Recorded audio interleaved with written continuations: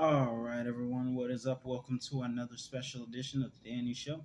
I'm your host, Dan Cody, and this is where I give commentary and reviews on all things wrestling. Thank you guys so much for joining us. Let's get started with tonight's review of Friday Night SmackDown from John Cena's hometown of Boston. And breaking news, Mr. McMahon is officially retiring from WWE, wrestling chairman, all of it. Now, I think he's doing this because of all the heat that's coming from the scandals of everyone coming forward. And not to mention, he's every bit of 77, I think. But either way, Mr. McMahon is retiring, and the company as we know it will be in the hands of Triple H and Stephanie McMahon. What is ironic about this is that many years ago, CM Punk said, in his opinion, that he thought WWE would be better off after Vince McMahon passes away, but then it's going to be passed on to his idiotic son and no, his yeah, he said idiotic son-in-law and beam-headed wife, quote, many years ago in 2011. But ironically, we don't have to wait till Mr. McMahon is dead. Obviously, he's retiring. I don't know what Mr. McMahon's going to do in his downtime. But Chris Jericho did say in an interview at one time that there were times Mr. McMahon told Jericho that there are times where Mr. McMahon wanted a break. And now Mr. McMahon is going to get a long retirement break. But now it's in the hands of Stephanie and Triple H. So CM Punk, you don't have to wait till they're gone. But nonetheless, regardless of the scandals and everything, giving honor where honor is due. Thank you, Vince, for our childhood, because our childhood, besides our families, our childhood was positively impacted by your creative skills. Now let's see what Triple H and Stephanie got going on. And of course, Laurinaitis isn't around either. So, moving forward, let's talk more about what happened tonight. We have Street Profits opening up SmackDown through the crowd like the Shield used to do.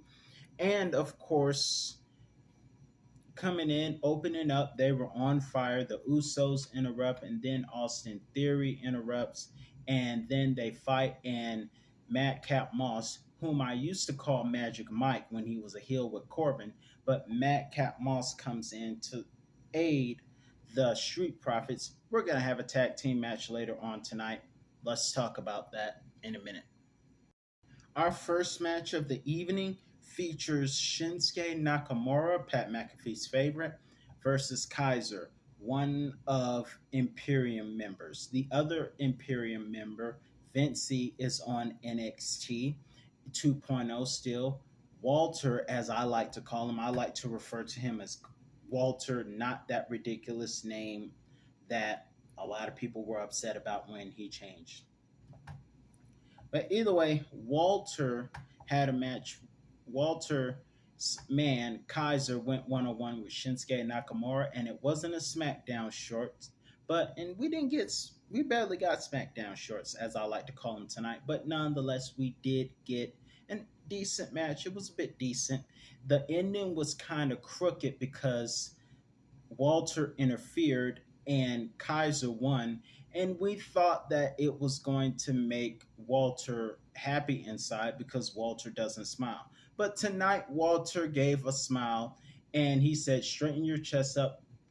And because while people believe in spanking backsides, Walter believes in spanking chests.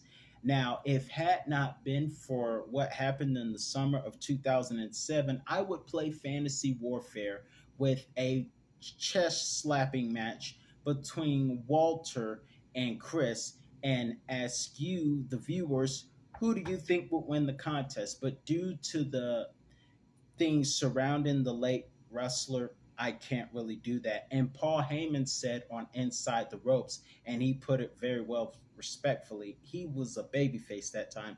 He called out a fan. Let me just tell you this. Paul Heyman at one time called out a fan for calling Chris his boy. And he came in and said, make no mistake about it, great wrestler. And I like to say, I was always told growing up, gifts and callings are without repentance. But as great as he was, two people had a choice. No, one person had a choice, two people did not. And there is one son who thankfully survived because he wasn't at the house. But nonetheless, I don't know why that incident in 2007 happened. We'll never know. But nonetheless, Paul Heyman would not rebuke a fan for calling Chris his boy. But nonetheless, I would have asked Fantasy Warfare, but due to the controversy surrounding the guy, I don't know if I can do that.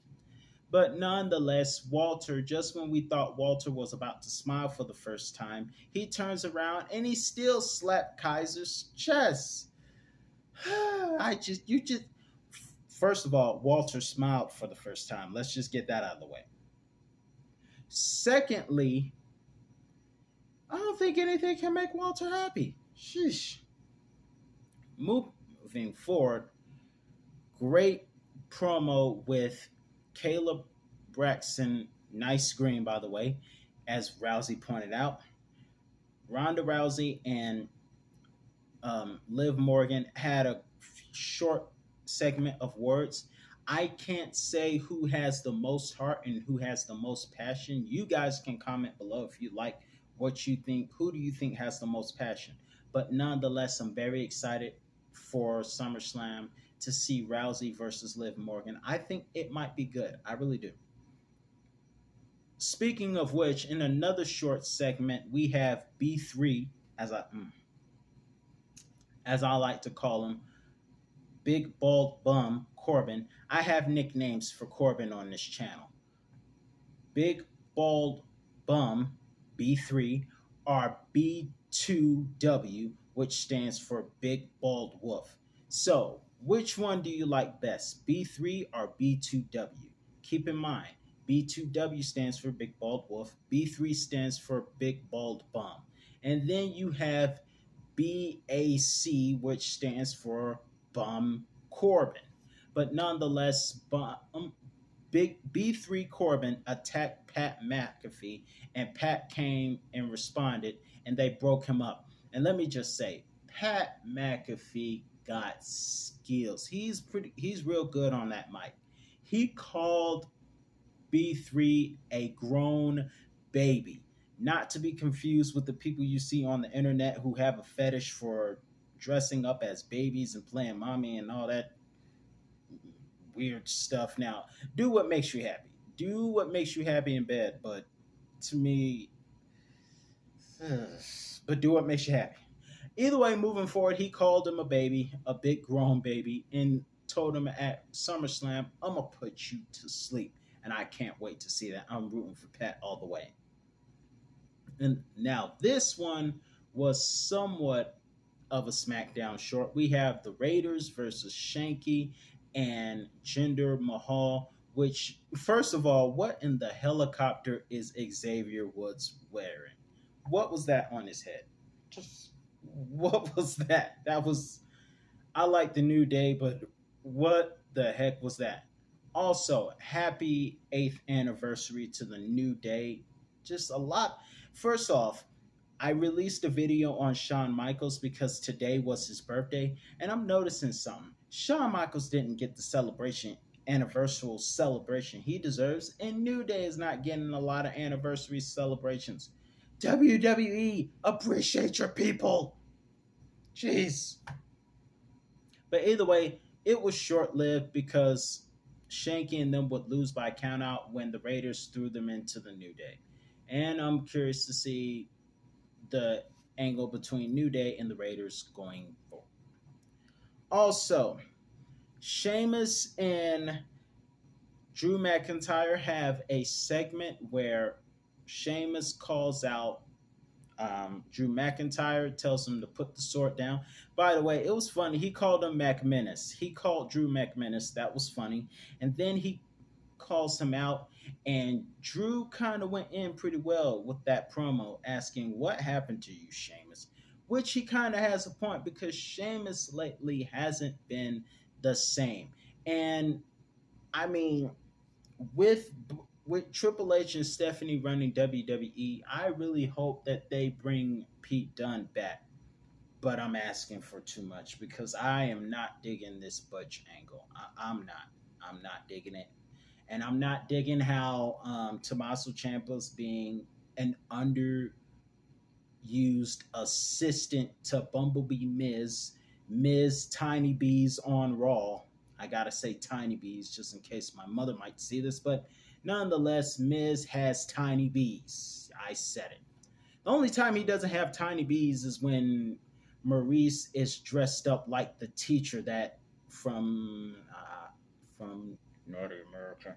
But either way, when Maurice is dressed like one of them naughty American teachers, that's when Miz is not tiny. I'm just playing with y'all. But either way, I'm getting a little too non PG here. Just joking. Raw's going 14, and I'm acting a little 14 too. But nonetheless, Drew totally called out Sheamus for not being the Sheamus that we knew in the past that defeated John Cena in his first championship contender match. Things have changed a little bit. I don't know. Maybe it's the booking. I don't know. Hopefully, they'll book him better. But I do believe one thing. I know they say there's going to be a shillelagh match next week and the sword is banned from ringside, but I truly believe that they are prolonging this angle so that these two can face off at SummerSlam because I truly believe that that's a SummerSlam worthy match. Drew versus Sheamus is SummerSlam worthy. And of course, not to mention the match at Fastlane 2021 in the Thunderdome was awesome. Moving on, I just found out some big news. Alongside with all the A&E shows that WWE plays on their channel, WWE is going to be showing Rivals with Rock and Stone Cold on A&E. I'm going to check that out. Or as soon as they let that be free, because I got Roku, I'm checking that son of a gun out. And of course, we have Raquel versus Sonya. And I just have to say one thing. Please tickle Sonya. Please tickle Sonya. If you've seen Sonya's 5 fun facts, you know why I'm making that joke. But please, Raquel, tickle Sonya. But either way, nonetheless, she didn't tickle Sonya, but Sonya was very competitive tonight. Very competitive. But of course, the Tamahata bomb and that pinfall that Rhea became famous for doing those type of pinfalls, and now she's starting to do a bit of those pinfalls herself that all the guys love to see, y'all in them pinfalls. But either way,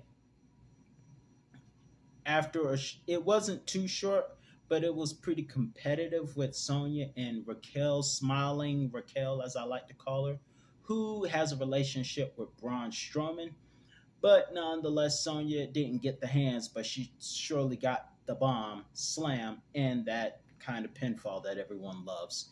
And Sonya couldn't keep her mouth shut because on a WWE exclusive, Ronda Rousey came out to furthermore shut the mouth of Sonya because Sonya said, "You will respect me and no one's going to come get me out of this ring." And Ronda says, "Hold my child for a second."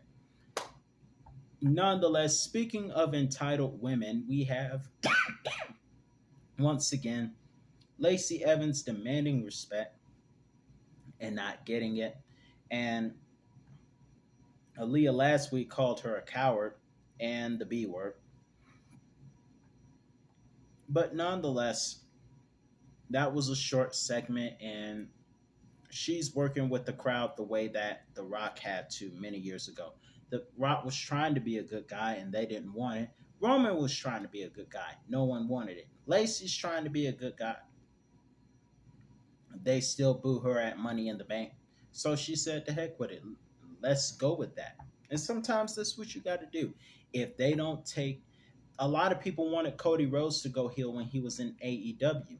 But he came to WWE and got more ovations. So, hey, do what works for you. Work the crowd. Work with the crowd. If they want to boo you, make yourself a heel and work with it. Bret Hart did it. Nonetheless, I want to talk about something before we get into this main event. Kayla Braxton interviewed Jeff Jarrett. Now, here's my question. how is Jeff Jarrett going to um, be a special guest referee, and he has to have a tag team match with Jay Lethal, with Karen, not crazy Karen. It's a real shame I have to explain that. Karen, Angle's ex-wife, is actually named Karen, and now she's with Jeff Jarrett. And so Karen Jarrett married to Jeff Jarrett. But either way, how is Jeff Jarrett going to manage being a referee with teaming up with Jay Lethal to face Andrade, son in law, because he's married to Charlotte, and Ric Flair? First of all, Ric Flair is every bit of 72 and a half. I don't know. I don't know. I don't know why they're booking Ric Flair to have one more match. Some people just need to retire in peace. I don't know if this is a good idea, but it might be interesting. I'm just trying to figure out why Jeff Jarrett, how is Jeff going to be a referee and fight Andrade and Ric Flair all on the same day? It's just interesting time to be a wrestling fan. Munchkin, you are absolutely correct when you say things like, it's an interesting time to be a wrestling fan. Also, we have a six-man tag match at the main event with the Usos and Theory versus the Street Profits and Madcap Moss. I don't call him Magic Mike anymore because he's babyface and he lost the ridiculous spenders. But either way, nonetheless, a tag team match. Moss was isolated. Then Montez Ford comes in and shows out as he can because he's just that good, flying all over the place. Then he gets put down. Moss comes in. Theory walks out on the Usos. He tries to. The Usos won't let him. Then, of course, they ended up fighting amongst each other, and then the Street Profits come in. They fight. Ford flies again. Theory gets the whole team disqualified by beating Moss with a briefcase. And surprise, surprise, Brock Lesnar comes out. And what's so shocking about this is that rumor had it earlier today, like Naomi and Sasha Banks, Brock Lesnar walked out on the show angry. But he came back unexpectedly to F5 Theory, I believe twice, but he F5 Theory on the briefcase. So we're going to get the last man standing match. I was very concerned that we were not going to get the last man standing match, but we are. This has to be settled. But thankfully, Brock did not walk out. Guys, that shorts of Brock Lesnar always staying ready, that was one of the best WWE shorts I have ever seen. Brock Lesnar marching to a certain sports anthem or parade anthem, whatever you call it. Him marching was awesome. And the name of the video was Brock Always Stays Ready. But a lot of people thought Brock wasn't ready because Vince left. But nonetheless, Brock came back. F5 Theory. Theory should have listened to Mr. McMahon's last advice, and that's expect the unexpected. Didn't expect Brock Lesnar to show up tonight. We thought he had walked out, but thankfully, he's back. Man, these are some interesting times to be wrestling fans. It's crazy. Just crazy. Yesterday, a couple of days ago, AEW was in Atlanta, or should I say Duluth, Georgia. WWE's going to my former hometown of Atlanta next week. Interesting, but just real interesting. We thought Brock left, but he's back, and Theory's not going to have time to cash in. He's got his hands full with Lashley, Dolph Ziggler. He won't have time to cash in. He won't. But that's all the time I have for you today. Be sure to check out my video on Shawn Michaels and my top 10 favorite matches from Shawn because he deserves a celebration, and today was his birthday. So be sure to check that out. I'm your host, Daniel Cody. That's all the time I have for you today, and I'll be back with another review on all things wrestling. See ya. Peace out. Oh, and in honor of Pat McAfee, see you next time.